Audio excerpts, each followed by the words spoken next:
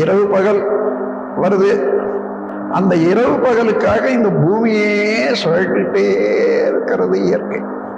அப்படி சுழலும் போது என்ன வேகம்! இப்ப நம்ம உலகம் 1000 மைல் வேகத்துல ஒரு மணிக்கு, நாம் இங்க வந்து இப்ப உட்கார்ந்ததுல இருந்து 1000 மைல் போயிடுது. அவ்வளவு வேகத்துல சுத்துற போது நாம ஏதாவது அந்தாண்ட தெரிச்சு வரோமா? ஈர்த்து பிடித்து கொண்டுதான் இருக்குது. இதுதான் இறைவனுடைய கருணை. அந்த கருணையோடு நமக்கு வேண்டியதெல்லாம் அந்த உலகத்தில இருந்தே கொடுத்து கொண்டே இருக்கு கட்சி வரைக்கும்.